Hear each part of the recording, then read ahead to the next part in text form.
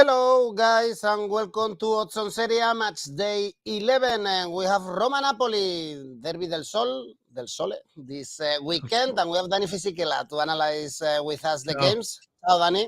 Ciao Edu. So yes, Napoli, the top of the league, go to Roma, to Mourinho, return to the Olimpico for Spalletti, former Roma manager, of course, Derby del Sole. And then we start on Friday with Juventus Empoli. Then the derby of Berlusconi, Milan Monza. Exactly. Berlusconi goes back to San Siro.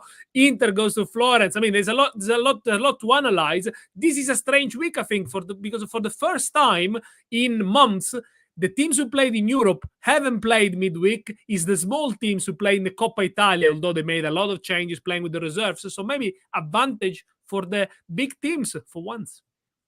Let's see which odds we have for this Serie A. Remember to comment the video with us. And of course, press the like and subscribe if you like us. Now let's go on with the show.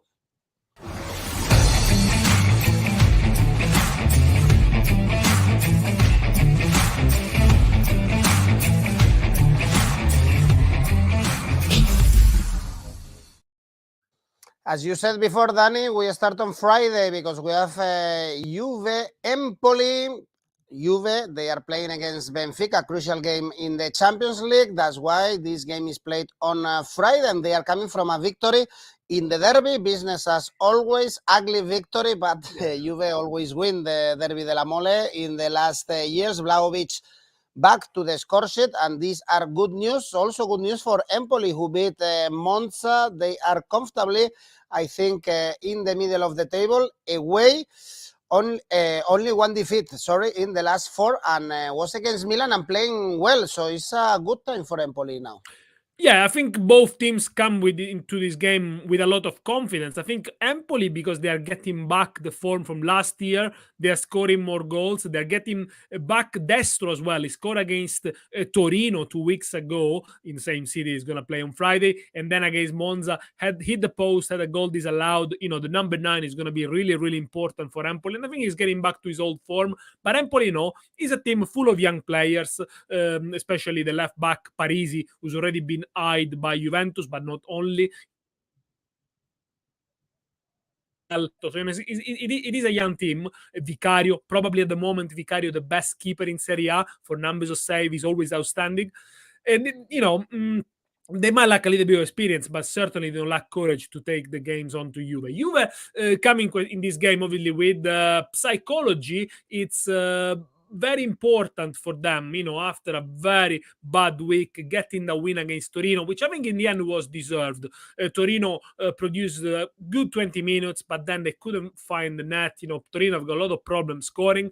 And then in the end, Vlahovic popped in, scored 16 goals for Vlahovic in 34 games with Juventus. So really, why people criticize him? He hasn't got the right service, but when he does it, he often produces. He's going to play with Milik up front for this one, so good news for Juventus because the partnership is working really well.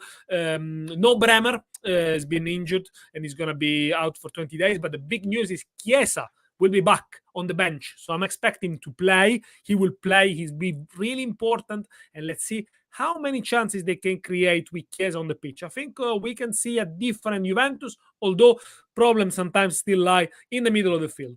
They've been really up and down. Juve, they've alternated a draw and a win in the last 8 Serie A home matches. Only conceded 5 in the last 8 in 10 games, so that's a good news. So they can keep it tight, but they do find it hard to score. Will they score more than 1 goal in the first half?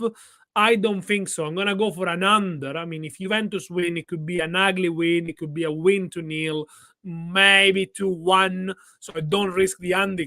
I'm going to go under 1 goal in the first half, 2-12. So first half finishes 1-0 each way, which, by the way, Empoli last year, they won here 1-0. You do get your money back. Finishes 0-0, you win 2-12. Yeah, I was going to tell you, Empoli won last season there.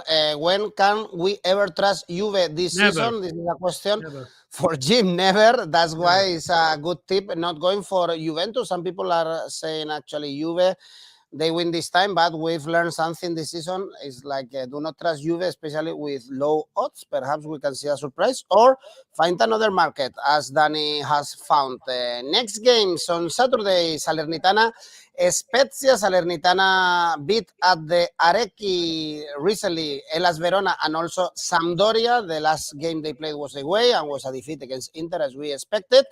But they are hosting Spezia, Danny, with an awful record when they are playing away, 0 points, 0 goals scored. So perhaps it's good to trust Salernitana here? I think it is, and I can't expect too much from Spezia, who lost the last 5 away games, and the average is 12-0. Okay, they played the top teams away. They played Inter, they played Lazio, they played Juventus.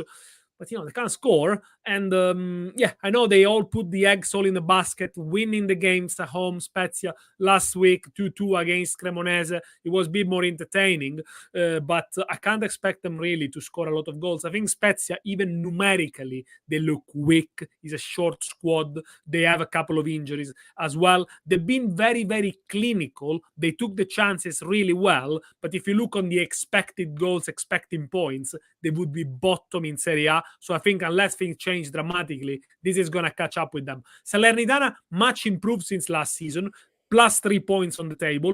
They lost 3 of the last 4, but in Milano against Inter, okay, Inter obviously too strong, too confident, coming back from the win at Barcelona. They didn't play too badly. They drew, eh? Sorry? So, yeah, Barcelona was almost a victory, almost like it feels like a victory. Sorry, in my mind, it feels like a victory. It's true. They won the week before. They drew against Barcelona.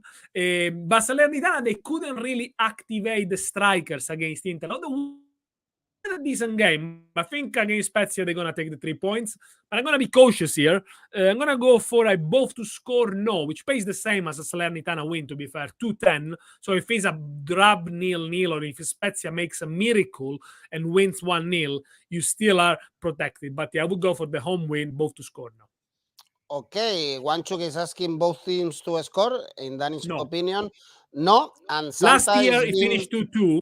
Last year, it finished 2-2 at the Arecchi, but that was when Salernitana had to push for salvation, and Spezia were more of an attacking team last year with Thiago Motta than with Gotti, so I will go both to score no. Okay, Salernitana draw no bet. Santa's tip actually is a cautious one and a good one if you don't want to risk too much. On Saturday, you said, Danny, Berlusconi derby, Milan Monza. Milan coming from a victory against Verona, now 3 consecutive victories for them. And remember that they have to play a key game in the Champions League against Dinamo Zagreb. I think this year there will be much more criticism around Milan if they cannot go through to the last 16 round of the Champions League. And Monza, after 3 consecutive defeats, lost at Empoli. A special game, this one. Yeah, Silvio Berlusconi, former Milan owner. He won everything with them alongside Adriano Galliani, who's the managing director of Monza. They go back to San Siro for another derby of Lombardia. The first time we see Milan-Monza in Serie A. They also met in Serie B because Milan went to Serie B twice. They won all the games in the 80s in Serie B against Monza, but that's the history, something obviously Milan supporters don't want to remember very fondly. Milan won the last 6 home, of course, won the last 6 home games, Monza, Milan against the newly promoted teams without conceding a goal. So normally they are very good when it comes to playing at home against the small teams. But this Monza is different because this Monza is recruited very well. It's got a lot of experienced players, the likes of Sensi, the likes of Pessina, Caprari, Pablo Mari, Cragno in goal. So really, it's not a newly promoted side. Berlusconi spent a lot of money, changed the manager 3 weeks ago. Things are working. Monza yesterday won in Coppa Italia away at Udine against the team of the moment. Okay, they played the reserves, but they won 3-2, and they've been able to score in 4 of the last 5 games, and they score away, of course, when they played in Genoa. When it comes to Milan, I think the beginning of the season has been really good. I think they were expecting something else this season. A bit because they had a lot of injuries and a bit because the big signing of the season, De Ketelaere, hasn't really clicked on. I think they were expecting to score more goals, to produce better plays, to be a little bit like Napoli, no? Free scoring, free flowing. He hasn't been like this. It's been like more of a clinical Milan, and I think against Verona, they didn't deserve to win. There is a little bit of a concern because they keep conceding a lot of goals. They only kept 1 clean sheet in the last 6, no clean sheet in Champions League either. They're going to be without Magnan. He was expected to be back, but he's still going to be sidelined. Probably they're going to have him back after the World Cup. Tatarusanu goalkeeping has been a little bit suspect. And if you add to this the fact that in defense, they are really short. No right-hand side, no Calabria, no Florenzi. So Kalulu needs to play on the right-hand side, and the centre-back needs to be Gabbia. It's not been great lately. There is no Salemackers. So, Milan are in a bit of trouble here. But I think, they can win it against Monza, especially if it's a high-scoring game. Monza, who goes at full strength here. I like the both to score here, 195. I also like the over 2.5 goals. But I think Monza can nick a goal here and make it difficult for Milan. Yes, if it's a Milan win, has to be an over 2.5 goals for me. Okay, Armin is asking you if you think these odds for a Milan victory are too low since they are not really convincing in this stage of the season. The thing is that they are getting, Danny, they are not very convincing, but as Santa is saying also, most of the times they get ugly wins. The win and the win against small teams, as I said before, 6 consecutive wins against newly promoted side at home. They do manage to dispatch them, and the quality of the Milan players is very high.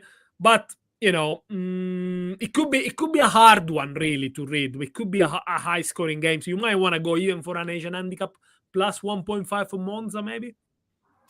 All right, next game, good one. Fiorentina, Inter, they have to play also a key game in the Champions League against Victoria Pilsen. If they win, they go through. But before, travel to Florence, Danny, with Fiorentina not getting good results. The last one was a draw only in Lecce at home. The last game, remember, was a 0-4 against Lazio. Only beat Verona and Cremonese at home this season. Inter to win 2.2. Not bad, I think, for a team that has won the last 2 in Firenze, plus a Coppa Italia game went to extra time, usually 3 in 3. Winning 9 games. Win, apart from the Conference League, they scored 5, conceded 10 in the last 9. They had a decent second half, but they had a few chances. Started very slowly, go punched by individual mistakes. Godot, for example, right back go from Shakhtar, settling in right. Igor made a look at the center of defense, and it's a bit a paradox for Fiorentina because they have a lot of firepower up front. Jonathan Icone, Barak, Cabral, but the guy who's scoring the goals, it's Kouame, who they were about to sell this summer, and now he scored again. Jovic is injured, by the way. 2 goals in 9 for Kouame, as many as he scored in his previous 40 Serie A games. So you can tell he's quite wrong that it's not working very well.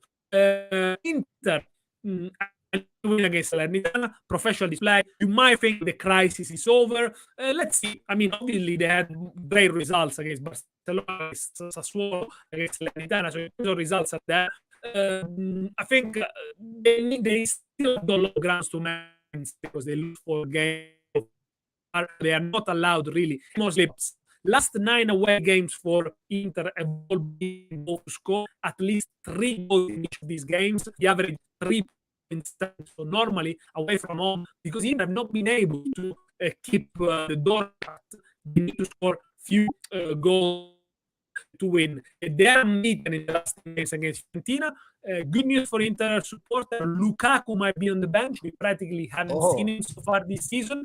Çalhanoğlu is playing well. So that's good from Zaire really, but Brozovic should be back maybe at the end of the month. And maybe, as I said, as I predicted correctly last time, another goal for Lautaro. Someone is already commenting. Well, Lautaro is a streaky striker. When he starts to score, he keeps on scoring. Lautaro to score, I think it pays around 205. You might want to combine it maybe with an over 2.5 goals. But I like the goal. You have over 1.5 goals in the second half, too. So more goals in the second half, 2 goals or more you win too. I think this is going to be a high-scoring game anyway. Okay, a lot of goals in this game, and someone you didn't mention, I think, Lautaro to score. Danny is saying Santa, it was your tip in the previous match, and it went through because he's on a strike. Well, also Inter, they have to focus in the Champions League game, so keep some goals for the Victoria Pilsen in the Champions League. Let's move on to the next game. This is a good one, Fiorentina-Inter, but the next one is also good, Udinese Torino. This is football and this is betting. When we were analyzing Lazio Udinese, with a lot of goals we expected. Last season was 4-4, Udinese's free flow scoring, and we saw at 0-0 at the Olimpico. These things happened. So now Udinese, the team of the moment, they are coming from 2 straight draws against Atalanta and Lazio, and facing Torino, getting really bad results lately. Danny, only 1 point in the last 5. Yeah, hopefully the internet connection is a bit better. You can hear me, you can see me well. I mean, sometimes the streaming goes down. But anyway, things happen. These things happen. Udinese, unbeaten in 9 games in Serie A, lost against Monza midweek, but they could make it 10 unbeaten games for the first time since 2011, and they deserve to be in that position because they are a very physical side, they're very fit, they run a lot, they create chances, they play positive football. I think the introduction of Sotil and of more of attacking mentality has been a blessing for them, and the fact that also some of the young players now, they've matured, the like of Samardzic, the like of Lovric, the like of Udogi, of course, they're much more influential. 0-0 against Lazio, that was a freak result. It should have been at least 2-2. Both had chances. Udinese hit the post twice in that game. Torino, the opposite. They play bad. They play okay. Don't get me wrong. I think they are a good side. They can score. Maybe not having a proven goal scorer there, having got rid of Belotti, was a mistake because the only striker who scored so far is Sanabria, and he only scored 2 goals so far. But only 1 striker has scored for Torino. Only Spezia hold the same bad record. Only 1 striker there. They played a very strong 11 in Coppa Italia, Torino, by the way, against Cittadella, which they beat them 4-0 comfortably because they need a little bit of an injection of confidence. They got the same points as last year, Torino, and they are a very aggressive team. It's a team that almost man mark all over the pitch. You could see the defenders really pushing really high. They lost 5 of the last 7. They need a good result here. But I know the odds for Udinese to win, the last time I checked was 2.11. Now it's 2.08. They dropped a little bit. They are too good, especially if Torino are still without Sanabria. I think Udinese are going to edge it. I see them, they beat Inter at home, they beat Roma at home. I like the way they're playing. Don't get confused by the fact they lost against Monza midweek. They played the reserve. I'm going to go for Udinese to win, 2.11. I really like it. I mean, 2.08 changed, but yeah, it pays really, really well.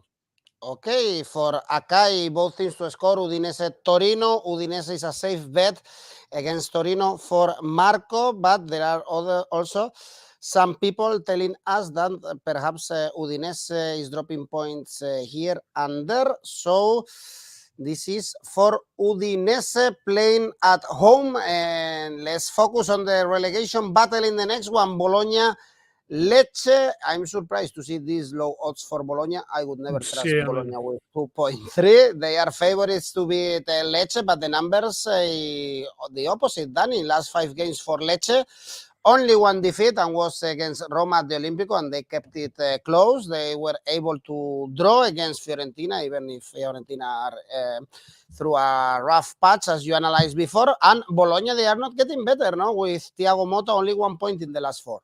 They look more lively, okay? I think there are slow signs of improvement for a team that is in transition, that with Thiago Motta is supposed to play more on the front foot.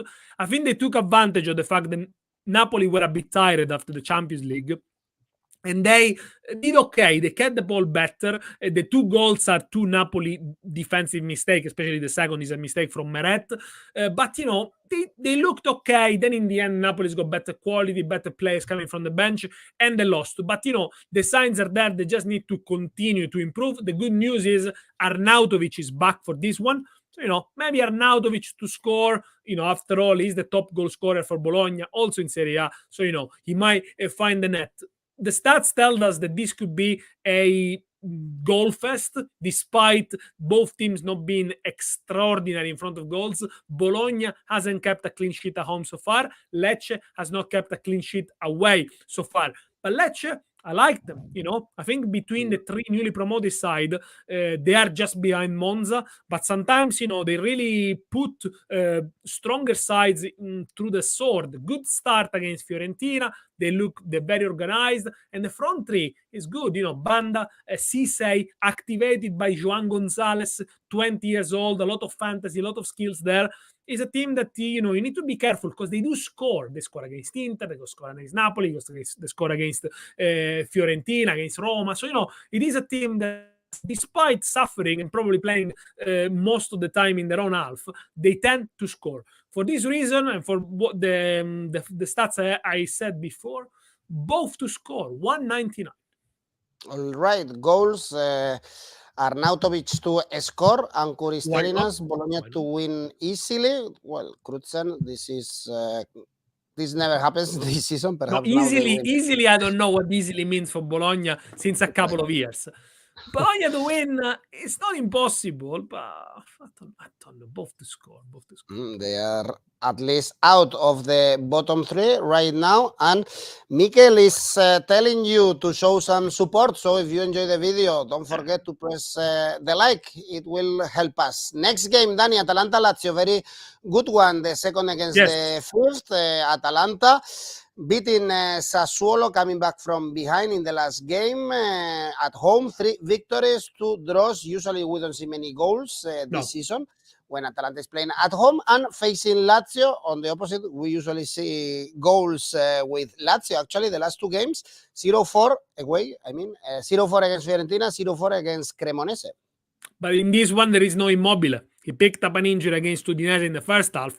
So the top goal scorer of Serie A last season, of course, and of Lazio, is going to be missing this one. It's going to be difficult because he's the only number 9 they have, apart from Cancellieri. He's very young. He's not been given a lot of chances. So Sarri needs to rethink the formation. I think he's going to play with Pedro as false 9, Zaccagni and Anderson on their side. And obviously Luis Alberto is going to come into the side to give some options. Some people suggested even to put Milinkovic-Savic up front, but he's been so good, really, giving assist in the position where they should not be moved.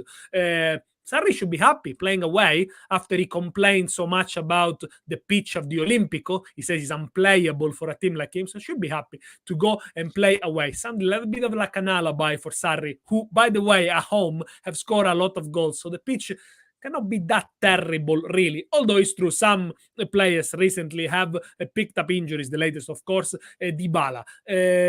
What impressed me so much from Lazio this season is that they're very balanced. They don't play Sarri ball at all. They're very direct, actually. They play a lot of vertical passes. But defensively, they are really good. And the addition of Romagnoli has really helped them. Only 1 goal conceded away in Serie A. Their away form has been good also, that 0-0 in Austria. In the Europa League, they lost to Midtjylland, but let's put that aside for a moment. 6 clean sheets so far, 5 in a row for Lazio, although the game against Udinese, as I said before, should have been maybe a 2-2. And now Atalanta, the new Atalanta, the strange Atalanta, the Atalanta doesn't score much, but they don't concede much. And, credit to Gasperini for rethinking his formation, for being a bit more cautious, not pushing the line too forward. And, and let them, maybe the new players also settle in a little bit. But I think this Atalanta is going to improve. The fact that they don't play midweek is going to be a good help up until at least the World Cup. And there are, young players that they look the real deal, lot of energy, especially on the right-hand side when you got Okoli, Soppi, and Lukman. very good. Scalvini, also the defender, having a good season. And this is no surprise, the best start of Atalanta since more than 50 years. They won 7 out of 10 games. They only done that in 61, 62. For this one, though, because normally this game with Atalanta are a bit tight and Lazio have a strong defense, I'm gonna be. By the way, I think that the odds for Lazio to win are too high. So they almost pay like a draw. I think they should be lower. I'm going to go for Lazio Asian handicap plus 0.25 in the first half, which pays 182. You wonder, why is that so low? Well, I mean, if Lazio draws the first half, you win half your stake. If they win the first half, you win 182. Cautious, these are two strong sides. Doesn't normally mean there are a lot of goals as well. Defenses are also very good. Especially if there is no Immobile, no party. Santa is telling us, Anchor, Lazio are terrible away from home. No, they're not. No, this is not true. This season, no defeats. In Serie A, 2 victories, 2 draws. That defeat 4-0 a Firenze, 4-0 a Cremona. They done all right. You can't expect it. Yeah, you might say, okay, in Europe, that big defeat at Midtjylland, but no, home domestically is good. Only 1 goal conceded in the whole season when they are playing away, Lazio. So be careful if you bet against Lazio, although, of course, not having Immobile is a big minus for Sarri's men. Let's go to the Olimpico. Let's see how is the grass there, if Mourinho likes it or if Spalletti likes it. Derby del Sole, what a game. Roma, Napoli, only 4 points between these two teams. Roma having beaten Napoli since 2019, and Napoli are coming from a streak of 10 consecutive victories. Will be Mourinho able to stop this Napoli? We'll see, because this is going to be a very balanced game, I feel, and a game that probably none of the teams want to lose or can afford to lose. I mean, Roma are 4 points behind Napoli, but in terms of the way they played, somehow they've been as good as Napoli. If you look at the expected goals, expected points, Roma should be ahead of Napoli 1 point. So Napoli have been extremely clinical. Roma sometimes have been extremely unlikely or extremely imprecise. These are also two teams whose defenses are very solid, very well drilled. They only conceded 9 goals, both teams. Napoli had a very good defensive record last season away for all year long. And we know Mourinho's teams, they don't concede easily. The concern with Roma I have is whether they can score and they can be very creative, because they're going to be without Dybala. Mourinho has tried to play with Belotti and Abraham up front. It's not quite working. I think he's going to reverse just to one striker. By the way, Abraham hasn't scored in the last 7, so we should see Zaniolo starting. We should also see Karsdorp coming back into the formation. The question with Roma is always, can they beat the top team? Well, this year they have beaten Inter, although they didn't deserve to take the 3 points from the San Siro. The first half against Juventus was the worst first half they played under Mourinho. They managed to survive and then bring it back to 1-1. They should go there with a little bit more of confidence, but it is true that this is a team that somehow, without Dybala, doesn't really find it easy to create, especially on midfield. You look at the midfield, Cristante, Matic, sometimes it's like to look at the same player. They're very similar. Napoli's midfield with Lobotka, with even is it Dombele, not Anguissa, but with Zelinski, is better. And now Napoli, as I mentioned before when I was talking about Bologna, I think they were a bit lucky. They were a bit fatigued. In the second half, though, they brought in Osimhen and Lozano. They won the game. And, they've scored already 7 goals, Napoli, with their substitutes. And this is a record in Europe. And they got 15 different goal scorers as well. This is another record in Europe, in the top 5 leagues, by the way, because Juan Jesus scored the equalizer against the first equalizer against Bologna. Kvaratskhelia, I mean, we already mentioned about him a lot, 5 goals, 3 assists. The doubt is whether Osimhen is going to start, 2 goals in the last 2, or is it going to be Raspadori? I think it's going to be Osimhen, because he's going to give the physical defense of Roma a lot to think about. The fact they're missing Anguissa could be an issue in the long term, Maybe not in the medium term. They can make rotations. The next game for Napoli, they don't necessarily have to win it because they already qualified and they host Rangers. So again, the rotation should come a little bit easier. I like the fact that these teams are very well defensively minded. I know the bookies expect a lot of goals, but I found a good odd here under 275 goals, which pays at 189, which means if there are 3 goals in the game, you do lose only half your stake. But I think this could be easily an under, a very cautious game, maybe even a first half 0-0. 189 for under 2.75 goals. Well, most of the people are going for Napoli to win, Danny. There is a lot of confidence in Napoli, of course. We have to say that Roma, I guess they won't be thinking in the Europa League, but they have a key game on No, but Thursday. they need to win it. No, they need to win the Europa League. The game midweek for Roma is more important than the one for Napoli, for sure. More goals in the second half. Look, Napoli scored a lot of goals with the substitutes in the second half, so obviously they got a very deep squad. If Roma needs to chase the game, they'll probably bring another striker on. Possibly more goal in the second half. Why not? But I do tend to stick with an under here. Someone says a defensive match. It's not like a defensive match. The defenses are very strong. The defense of Napoli is very strong. The defense of Roma is very strong. They also have 2 holding midfielders. They're not easy to break down.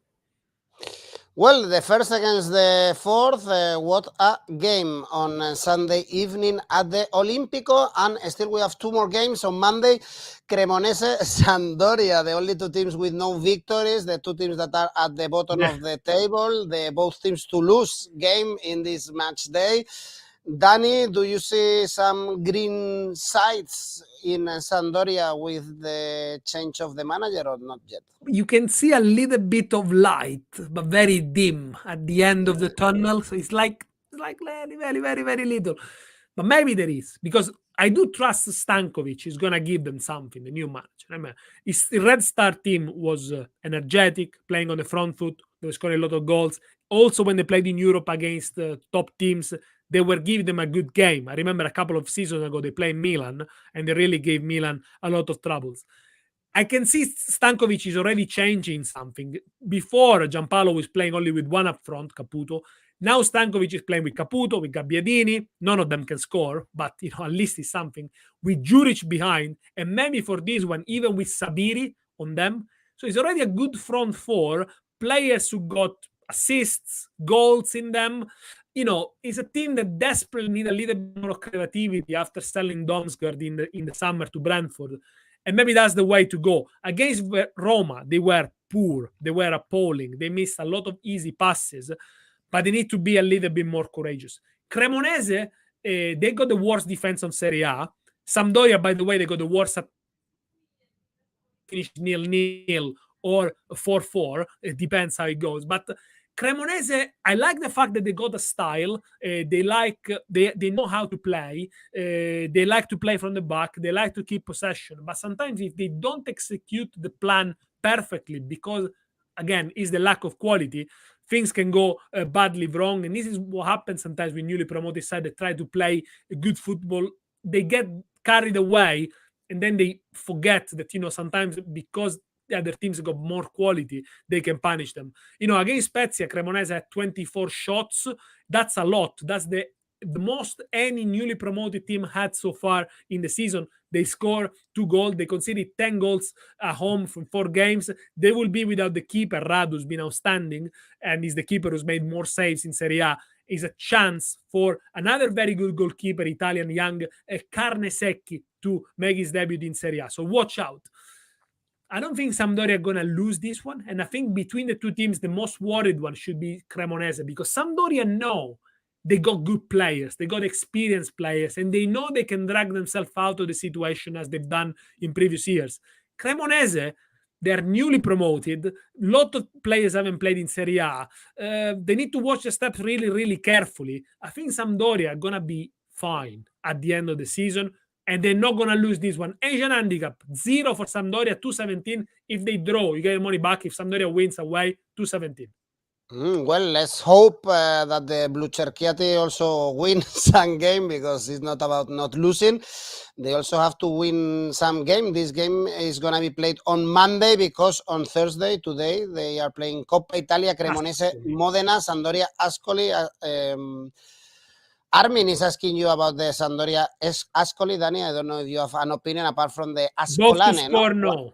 I'm sure you love the Ascolane, no? The olives. I do love the Ascolane. Le Ascolane sono buonissime. Very good. Both to score, no. I mean, Serie A against Serie B, they're going to make a lot of changes. I think even the Serie B sides play the reserves. Both to score, no. Or under 2.5 goals, maybe. Okay, not a good one to watch. That's for sure. Something else to do on Thursday evening. And last game, Sassuolo, Verona, the other team also in the relegation zone. Verona in the bottom three, lost to Milan. Now 5 consecutive defeats for them. Whereas Sassuolo also 2 consecutive defeats, but they have another image. They lost to Atalanta, to Inter, not playing bad before. They beat Salernitana and Torino. So deservedly, I guess Sassuolo, they are favorites for this game. Yeah, the problem for Sassuolo is Berardi, who picked up another injury. He came on against Atalanta, did really well, hit the bar, got injured as well. Without Berardi, they are not the same team. I know they got a few interesting players, Traoré, Pinamonti, but they're not clicky. They need someone to activate them. It is a team, the Sassuolo, they got quality in them, you know. This is a team, you know, that's been easily mid-table for the last 3 or 4 years, and they've been scoring goals as well under Dionisi. They're a little bit fragile. They, you know, they do concede goals stupidly. Against Atalanta, they took the lead after 1 minute before halftime, then they conceded. If I look at some of the players, especially Rogerio and Tolijan on the wide areas of the defense, they're a little bit weak, a bit fragile. They do score, it's true, apart they didn't score against Milan. But I don't see them scoring a lot of goals. Okay, they beat Salernitana 5-0 at home, but that could have been a fluke. Verona, with a new manager, Bocchetti, as previous assistant manager of Cioffi, previous assistant manager of Tudor, is a scholar of Gasperini. Very good reaction, I must say. The first 25 minutes against Milan, they deserve to take the lead. In the second half, they hit the bar. They didn't deserve to lose, for sure. Again, they have issued with scoring, but I saw a good game from Simone Verdi last week against Milan, so he could be really the man who can take them a step forward, as he did with Salernitana last season. Up front, this time he's going to go with Henry and Piccoli, who played for Atalanta last season. Let's see. They lost 5 consecutive games. That's the first time since 2018. They need to pick themselves up. I don't think the Verona are relegation material. As Sampdoria, I think they're going to be fine at the end. I trust them for this one because I don't think Sassuolo, I don't know. I don't think they're going to score many goals. X2, double chance for Verona, who pays 189. Okay, going for the away team in this one, first half draw. Is Rafael tip or prediction for this game? Maybe. Well, let's see, Danny, your safe bet. We've analyzed all 10 games. Which one is your favorite one? You might work it out from my analysis. I don't think Sampdoria are gonna lose against Cremonese, so I'm gonna give them an X2, a double chance, which pays 161. We have to wait until Monday then to see if our international ACCA goes through or not, because as always in our social media, we will combine all these safe bets in our 5 top leagues, and you will have the opportunity to place a bet in international football with a safe ACCA, we hope. So at least. Danny, and the ACCA for the Serie A? Milan Monza, over 2.5 goals. Bologna Lecce, over 2 goals. Atalanta Lazio, both to score. Sampdoria, Asian handicap, plus 0.5. The total odds is 7.77. I didn't do it on purpose. It just came out. 7.77. Good luck. This is good luck. Armin is telling you, Danny, you are a legend, and I totally agree. You are a legend for watching us. You are a legend for sticking with us, for watching, for commenting, for not missing a show, and most of all, for having fun. Exactly. Hopefully we can keep doing it. So press the like, subscribe, and support us. And we will be here also next week with Danny to analyze the Serie A. Enjoy, guys, this Roma, Napoli, and good luck. Bye, Danny. See you later. Bye-bye.